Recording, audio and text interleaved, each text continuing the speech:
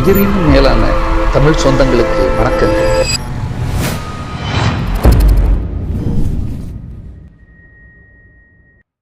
பெருமைக்குரிய கலைவாணர்களை தந்த ஊர். அதனால் இங்கே வர்றது ரொம்ப சந்தோஷமா இருக்கு. பேட்டி செல்வகுமார் அவர்கள் ரொம்ப இந்த நிகழ்ச்சிக்காக கிட்டத்தட்ட ஒரு 2 மாசமா எவ்வளவு வரும்பாடுபட்டு பண்ணி இந்த நிகழ்ச்சி நடத்திருக்காரு. என் சிஷ்யர் மேஜிக்கெல்லாம் வேற பண்ணி காமிச்சாப்ல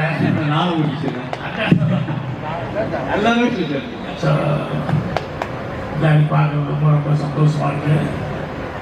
கல்லூரி வளாகம் அப்படிங்கிறதுனால ஒரு விஷயம் கல்லூரி என்னன்னா, ஒரு பையன் டிகிரி படிச்சு முடிச்சுட்டு அந்த பையன் சொந்த ஊருக்கு கிராமத்துக்கு திரும்பி வந்தான். கிராமத்துக்கு திரும்பி வரும்போது வாசல்ல அவங்க வீட்டில் செக்கு அந்த மாடு அப்படி சுத்திக்கிட்டு இருக்கு. செக்கு போட்டிருக்கு அவங்க வீட்டில். அது என் பார்த்தா முன்னால் யாரையுமே காணும். அதுக்கப்புறமா அப்பா அப்பான்னு இருக்கிறேன். டேய் நான் பின்னால் இருக்கிறேன் அப்படின்னு சொல்லி அவர் எங்கேயோ பேக்யார்ட்ல வீட்டுக்கு பின்னால் இருந்துங்க. மறுபடியும் தேடிக்கிட்டு உள்ள வந்துட்டு பின்னால் பார்த்தா அப்பா வேற ஏதோ வேலை பார்த்துருந்தாரு. என்னடா எப்படி இருக்கு அப்படின்னு பையன் கேட்குறாரு. டிகிரி எல்லாம் எப்படி இருந்தாங்க? அதெல்லாம் இருக்குப்பா, ஒரு பொறுப்பே இல்லாமல் இருக்கியாப்பா அப்படின்னா. என்னடா பொறுப்பு இல்லாமல் இருக்க? பின்ன முன்னால் மாடு செக்கு மாடு சுற்றிக்கிட்டு இருக்க, அதை கவனிக்க வேண்டாமா? நீ பாட்டு இங்கே பின்னால் வந்துருக்க.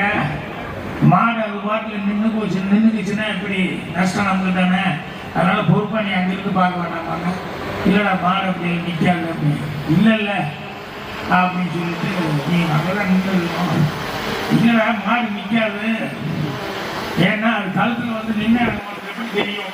என்ன எனக்கு தெரியும், கழுத்தில் இந்த சங்கு மணி அது கட்டி விட்டுருக்கேன். அதனால அது சுத்திக்கிட்டே இருக்கும்போது மணி சத்தம் கேட்டுக்கிட்டே இருக்கும். மணி சத்தம் இது நிற்கிதுன்னா மணி சத்தமும் நின்றுமில்ல. அப்போ நான் இன்னொரு சமூகம் தான் போவோம் அப்படின்னு சொல்லிட்டு, அதனால எனக்கு எப்படி இருந்தாலும் தெரியும் அது கரெக்டாக சுற்றிக்கிட்டே தான் இருக்கும் அப்படின்னு சொன்னான். இப்போ இவன் கேட்டான், ஏப்பா ஒருவேளை அந்த மாடு உன்னை ஏமாத்துறதுக்காக ஒரே இடத்துல நின்று கழுத்தை மட்டும் இப்படியே ஆட்டிக்கிட்டு இருந்தா அப்ப என்ன பண்ணுவேன் நீ அப்படின்னு சொல்லி சொன்னான். அதுக்கு அந்த அப்பா சொன்னாரு, இல்லை மகனே அப்படிலாம் பண்ணாது, ஏன்னா அளவுக்கு அந்த டிகிரிக்கெல்லாம் நான் படிக்க வைக்கல.